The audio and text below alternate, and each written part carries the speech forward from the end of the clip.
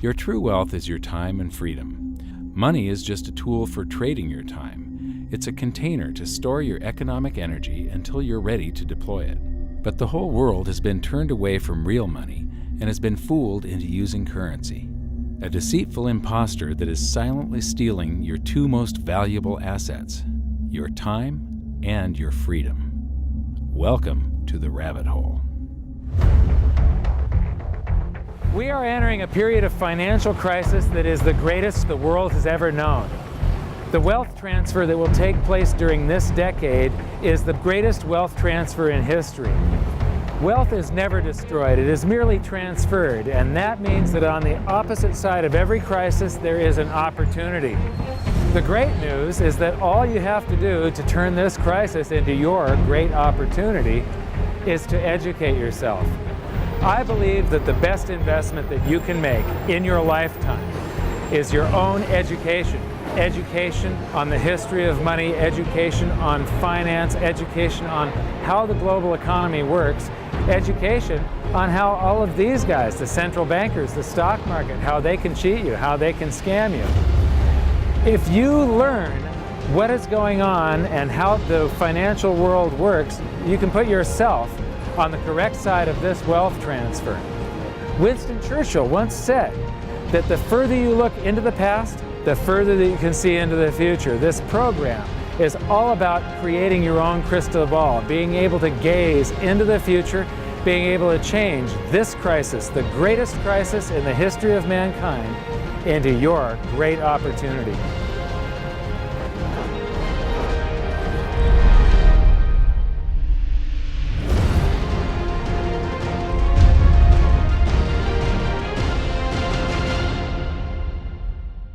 The hidden secrets of money, some of them are hidden in plain sight. They're like right in front of you. The way the monetary system works is something that isn't actually hidden away from all of us. It's out in the open, but it's complex and people just they can't see how it works. It's hard for them to imagine that we're living in such a hoax. Others are meant to be secret, but the truth is slowly coming out, like the Federal Reserve being a private corporation and not really part of the U.S. government. But when I started studying this, what I found was that there was no place that I could point people to where they could get it all in one spot. And so I basically decided to write my book about it and consolidate monetary history, economics, the markets, fundamentals of gold and silver. There's a lot of smoke and mirrors in economics, and I've sort of made it my job to lift the fog for people.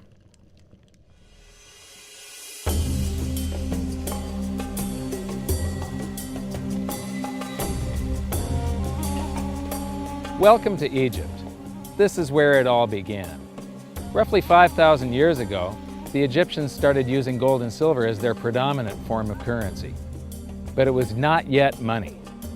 The pieces of gold and silver that they were using were odd sizes and weights, odd purities, so it still was not interchangeable, where each unit is the same as the next.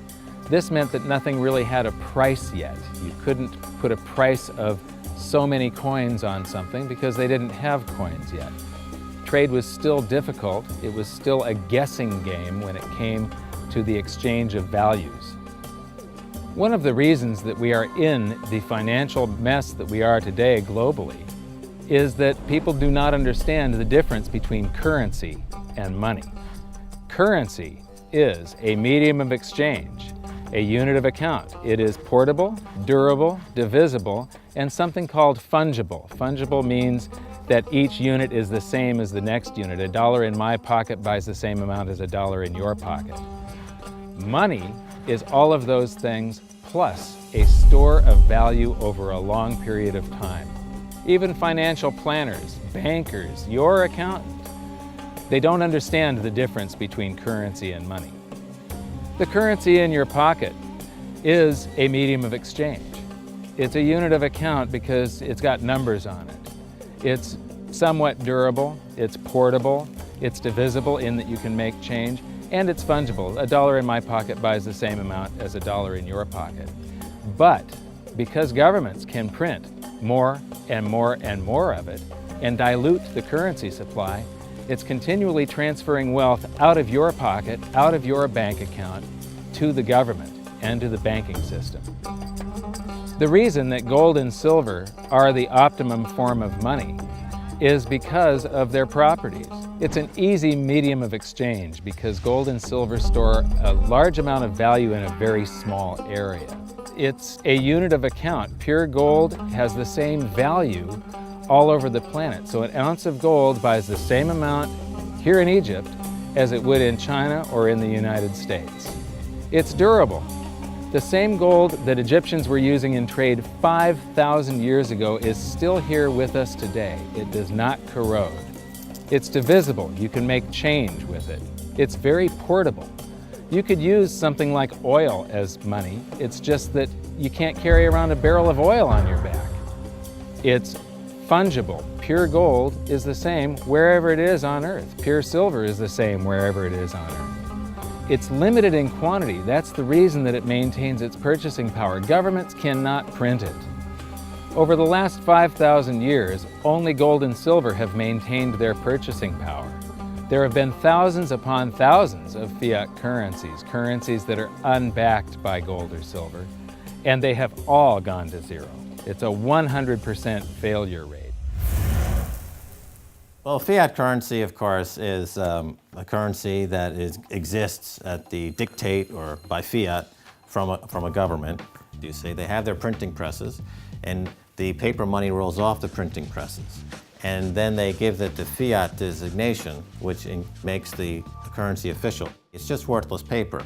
But when Ben Bernanke gives it the special sign, and they have the cult meeting at the Federal Open Market Committee meetings, it suddenly becomes currency. If you look at what's really going on, it's a con game. And so there's confidence. Well, the Federal Reserve is very forthright about what they're doing. If you read their websites, they'll tell you it's a confidence game. They tell you that there's no intrinsic value in their money. They'll tell you that they print it backed by absolutely nothing. They actually display all these facts. But if you tell somebody in the public that this stuff is created out of thin air, there's no backing whatsoever, it's absolutely worthless, it's about as valuable as monopoly money, they'll look at you like you're nuts. Is there an example throughout history of a fiat currency, a piece of paper that's unbacked by anything, surviving? Short answer, no. Long answer, no. And here's why. When Addison Wiggin took over at the Daily Record, when they got cranked up, Bill Warner asked him to catalog all of the fiat currencies throughout history and what happened to each of them. Addison dutifully went to work. Within a short period of time, he had gone through the alphabet. All the fiat currencies that started with the letter A were done. They all went to zero. He was halfway through the letter B, and all the fiat currencies that started with the letter B, and there were 600 of them in just the first letter and a half of the alphabet, and every single one of them went to zero. Every one. 600 fiat currencies that start with the letter A, and half of the ones that start with the letter B are 600 of these things. Not one ever came close. Do you think this one, the United States dollar, is going to be the first one after all that? I don't think so. No. No currency, fiat currency has ever survived. None. The thing about money is there actually is a fairly well accepted definition of what money is. The question is, as you apply that definition to particular things that people claim to be money, do they fit the definition? We'll just take the paper dollar, for example. How well does it perform those functions? Well, store of value. The dollar has lost 95% of its purchasing power since the creation of the Federal Reserve in 1913. So not very good as a store of value. One of the things I do is just a way to get the audience's attention is I have a slide, and there are 3 pictures on the slide. One is a pile of monopoly money. The other one is a pile of Federal Reserve notes, what Americans would call paper money. The other one is a solid gold American Eagle 1-ounce coin. And the title of the slide is, which of these is not like the other? And if you know the show Sesame Street, or you have children who watch it. It's one of the favorite vignettes in Sesame Street. And what it really is a kind of IQ test for 5-year-olds. They're supposed to look at the 3 things and look at characteristics and find the one that's not like the other. Well, I've shown this slide to groups of Ivy League university professors, and I've also shown it to children, kind of 5 years old, my nieces and nephews and so forth. And when the professors look at it, they say, well, clearly the dollars are not like the others, because gold has no role as money, and monopoly money is junk, and the American dollar is a store of value, so that's not like the other. But the children look at it and they say, well, the gold coin is not like the other, because the other two are just piles of paper, and the gold coin is clearly something different. So my question to the audience is, who's smarter, a 5-year-old or an Ivy League professor? Before World War I, each note that a treasury issued would say that there have been deposited with the United States Treasury $20 in gold coin payable to the bearer upon demand. The money was in the vault. The currency was a note they gave you that was a claim check, only a claim check on the money, the same as if you go to the dry cleaners and you give them your shirt and they give you a claim check for your shirt. The value is that shirt at the dry cleaners, not the piece of paper that says that you own that shirt. So our currency that circulated was the paper US dollars, and they were claim checks on money. The next hidden secret is the difference between currency and money. Money must be a store of value and maintain its purchasing power over long periods of time. As we progress through this series, you'll learn that national currencies are really a tool used by the government and the financial sector to leech away your time and your freedom by stealing your purchasing power. So rather than storing your economic energy, currencies leak. Now compare that to the gold and silver the Egyptians were using. Like I started with, it still wasn't money because it wasn't interchangeable yet. But they were on the right track, as gold and silver have proven over thousands of years to be the ultimate store of value. Gold is only formed when a star explodes, a supernova, and it stays around forever. This is one of the properties that make it the ultimate money.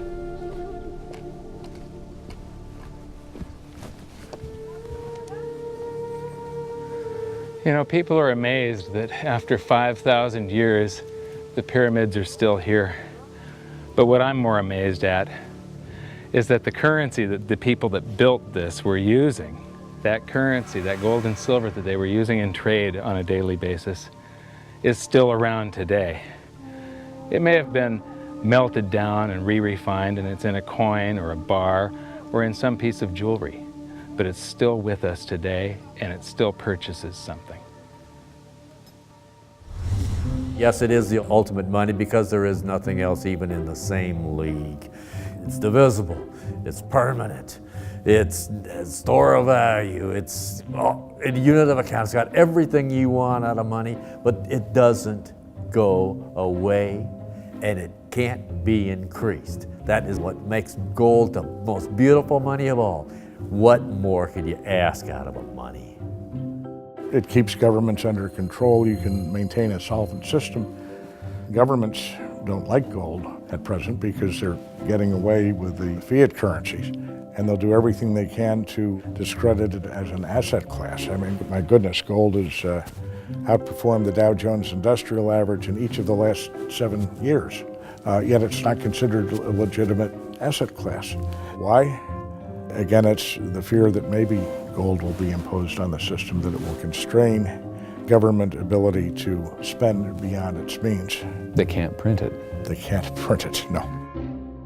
The proper definition of inflation, I use Milton Friedman's definition. Inflation is an expansion of the currency supply. Deflation is a contraction of the currency supply. If you expand the currency supply, eventually prices will rise. And if you contract the currency supply, eventually prices will fall. This is a pool, but it's not a pool of water. This is the currency pool. And these are prices. And if you expand the currency supply, prices like a sponge in water have to rise to suck up the excess currency. Governments never stop printing more currency and adding currency to circulation. Therefore, Prices keep on going up not because the stuff that you're trying to buy is changing. The real estate doesn't change. What has changed is the currency purchases less and less. It's the currency going down, not prices going up. The truth is, what we have that makes our world work right now is a big story. None of it's real. It's all just promises. And if you think about it, that's how currency began to work in the beginning. You know, before we had currency, we had barter. I'll give you 3 coconuts and you give me 4 fish, because that's kind of a fair exchange on coconuts to fish. But that got complicated, so we had to invent this thing called money to be a divisible, portable medium of exchange. And the challenge is that we lost that a long time ago, when we lost having things of value be our currency. And now we have this thing called numbers and accounts. But trust me, it is not real. It's a big made-up story. One of the biggest make-believe stories ever is called quantitative easing, which sounds complex, but it's really just a smoke and mirrors term for currency creation. QE started with the banking bailouts back in 2009. This currency was created out of thin air and then given to the banks, who paid themselves record bonuses in reward for crashing the world economy. This is a global phenomenon, but all you have to remember for now is that whether it's QE bailouts or stimulus programs, these are all just voodoo, hocus-pocus terms for increased currency creation. I believe gold and silver will reassert themselves as money. And when they do, there just isn't enough, and their purchasing power is going to go up many, many, many times. Egypt is an amazing place. There's a franticness about it, and utter chaos, especially like the traffic. But when it comes to like all of the merchants that are trying to get every last dime out of you, you get fleeced to the point where you come back with an empty wallet. But you know what? They're amateurs compared to Wall Street. In the past several years, I've spoken in many countries about the crisis that's coming, and a lot of people think that they're going to be okay in their country, that it's only going to happen to the United States or maybe the United States in Europe. But what they don't realize is that this is a global phenomenon. I got to show you something here. This is base currency in the United States. This is the number of paper dollars that exist, basically. It took 200 years to go from no dollars in existence to 825 billion. And then we had the bailouts, and then we had QE1, quantitative easing 1, then QE2, and then we had QE3, and then QE4, and then soon we're going to have QE57 and QE382. And it isn't just here. This is what the Canadian currency supply looks like. This is Australia, South Africa, Russia. Now, this starts out in just the year 2001, and this is like 18 times more currency in existence in a little over a decade. Here's Singapore, same story. Look at that, since the crisis, just bam. India, China, every government on the planet is doing this insane deficit spending and expanding their currency supplies, doing bailouts. And history shows that there is no example of this turning out well. It is sometimes amazing that we haven't experienced more inflation than we have. If they keep expanding the money supply so vastly, why aren't our prices growing faster than they really are? And the answer is that a good chunk of the money that the Fed created has been shipped overseas. I remember early in my research, I heard this expression that the Americans have exported their inflation. I thought, what is that? How can you export your inflation? Put it in a box and send it out? What do you do? Well, now I understand. You export your inflation by simply sending all these dollars that you created to these other countries, and then they send you their refrigerators and their cars and whatever, their TV sets. So you get hardware, and they get little pieces of paper. It's a great deal for the American people for a while. For a while. Sooner or later, all of those pigeons come home to roost. When the time comes, as it looks like it's now coming, When the rest of the world is saying, we don't want to play this game anymore. Uncle Sam's dollars are just becoming worthless. There are too many of them. We've got to find something else other than American dollars. Then those dollars start to come back to America. People say, we don't want them anymore. What do we do with them? Once this revs up and we've got this little trickle of money coming back that we previously exported, once it becomes a flood and it starts to rush back, now we are getting our former exported inflation brought back to us, and then we'll see the quantity of money inside the United States grow much more rapidly even than the Federal Reserve can create it, because we're getting a previous money back. And that's when we will really see the tanking of the US dollar in terms of what it will buy. During the second round of quantitative easing, global food prices went up 60%. And this created a humanitarian disaster for the 2 billion people on Earth who live on less than $2 a day. These people were hungry to start with, they became hungrier, and some of them started overthrowing their governments in North Africa and around the Middle East. So quantitative easing was the spark that ignited the Arab Spring. So that's it. When you create money, you get some sort of inflation.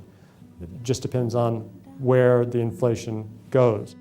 It's all going down, down, down. Peasants are reeling from a game of coins and crowns. Given the premise that you have a permanent underclass or poor class, and how does inflation affect them disproportionately, it affects them basically in the percentage of their income that goes to food.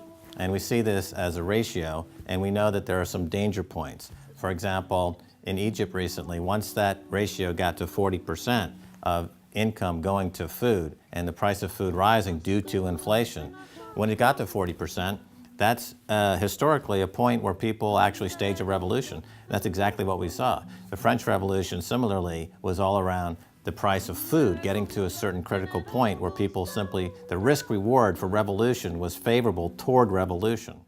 When they print it up, then it all goes down. Well, exactly right, because when you have a runaway inflation, it's punishing the very people who are most productive in society. In other words, the people that produce more than they consume and save the difference.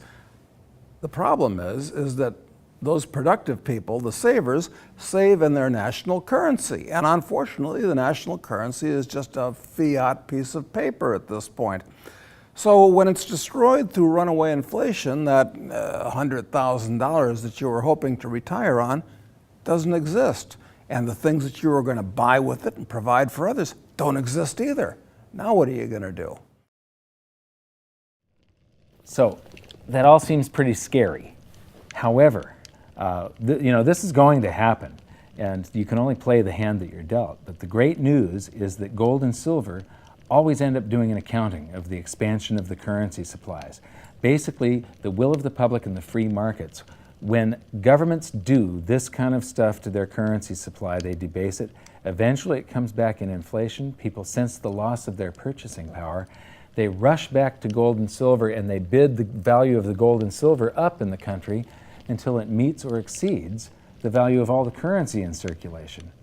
This is a process that's been going on over and over again throughout history, except this time it's happening on a global scale. It has never before happened in all countries at once. And that means that this is the greatest wealth transfer in history. Therefore, it's the greatest opportunity in history, and it's not going to happen again in your lifetime.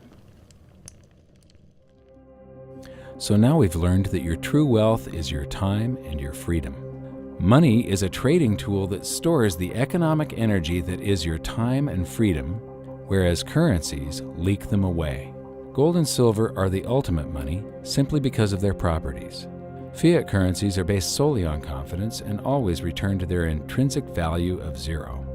Governments don't like gold because it imposes restraint. Rising prices are a symptom of an expanding currency supply, and gold and silver always account for an expanding currency supply. So that's it for this episode. Join me next time as we begin to investigate how monetary history just repeats and repeats, and how gold and silver always win the battle between currency and money. Until then, my challenge to you is to stop calling currency money. It's a crucial first step towards setting your mind free of all this economic voodoo and changing your context. You can learn more by watching the bonus features on our website, and if you have any questions, you can post them there, and we'll answer some of your questions in future bonus features. So good luck, thanks for watching, and we'll see you next time.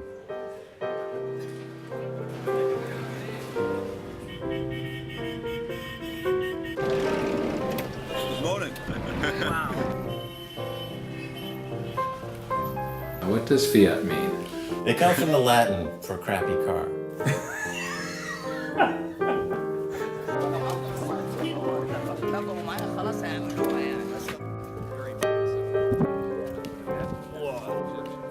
In the desert in a suit. My camel died. You're not too sure about that, are you? Huh?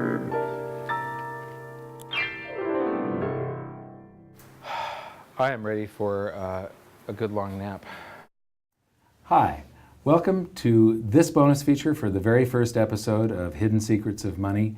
And this is currency versus money. So that's the major topic that